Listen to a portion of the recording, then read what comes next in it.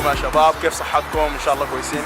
الليله رجعت لكم بفلوج تاني، ان شاء الله الليله كمان اليوم يعجبكم زي ما عجبكم قبل كده، وحابب اشكر كل واحد فيكم على كل لايك انداس وكل شير حصل. بجد بجد شكرا لكم كثير، وان شاء الله اقدر ارد عليكم في يوم من الايام. لا في من قبل جينا الليله عايزين ناكل، جينا وين؟ بافل وينجز، فاوريكم المكان ظريف كيف.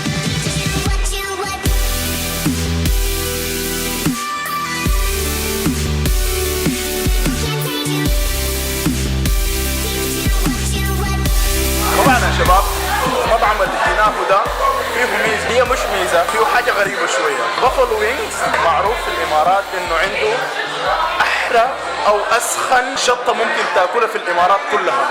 فاحنا الليله لما جينا هنا طلبناها عشان نجربها واوريكم لها. وبعدين في حاجه حلوه هنا اللي هي شنو؟ خدت لنا شاشه بتاعت شنو؟ بلاي ستيشن او اكس بوكس، يعني اثناء ما بتنتظر في الاكل بتاعك تلعب لك جيمين فيفا كده وانت منتظر.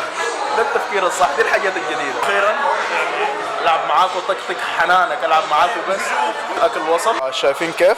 ده الساندويتش بتاعي اللي انا طلبته، برجر تمام، شكله حاجه محترمه. وده هنا اسخن صوص في الامارات يعني زي ما بيقولوا طبعا. فحسي عايز اجرب البليزنج ده. بيضحك فيني يعني، شايفين بس خطيت كده. اوكي ان شاء الله ما يطلع سخن شيء.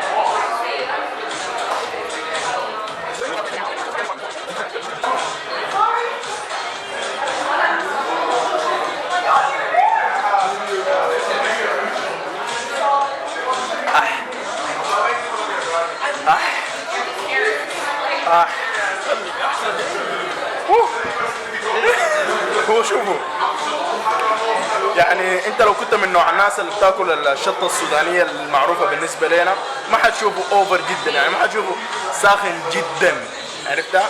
يعني يعتبر تقريبا نفس السخونه، لكن فيه ميزه كل شويه السخونه قاعده تزيد. فشباب بس بعد ما جربت الصوص لقيت انه ناس المطعم عندهم شنو؟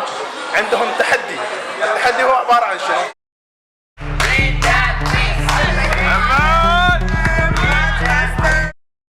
مع انه ما انا مستانس، ما عارف ليه حمرت كده فجاه على الشمال. ادوني تيشيرت والوجبه اللي اكلتها نفسها قالوا لي مجاني ونفوس تبيعوا.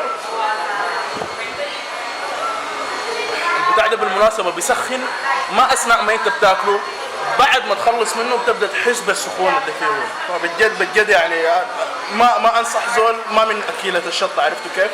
لانه بتحس بالمعده من جوا بتسخن، والشلاليف من برا بتسخن، وكل مكان لمسه بيسخن. يعني حتى اصابعي في حصل قبل كده واحد حرقته شطه في اصابعه، انا اصابعي حاليا حرقاني الحمد لله. هسه عدى وقت بعد ما عملت التحدي، الامور كويسه لكن شويه البطن بدات شنو تتاثر، بس الحمد لله عموما اوكي.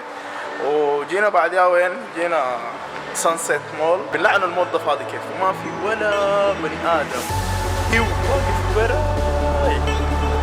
معنا اخونا ده بس.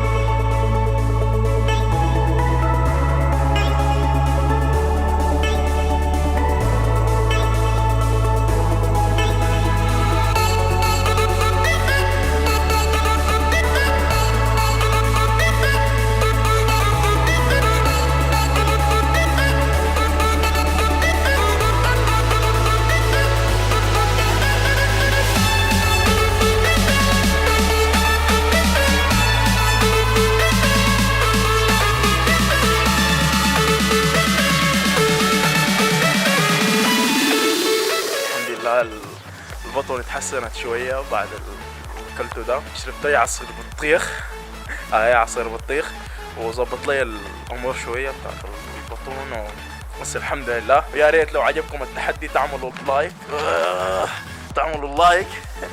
تعملوا لايك للفيديو، ثامز اب على اليوتيوب. تخشوا اليوتيوب تعملوا لايك في اليوتيوب مش في الفيسبوك، اوكي؟ واللي جرب فيكم التحدي ده قبل كده او اكل البليزنج هوت صوص ده يكتب لي تحت حصل معاه شنو في الكومنتس بتاعت الفيديو. وان شاء الله اشوفكم المره الجايه. كان معاكم محي البدوي، يديكم العافيه.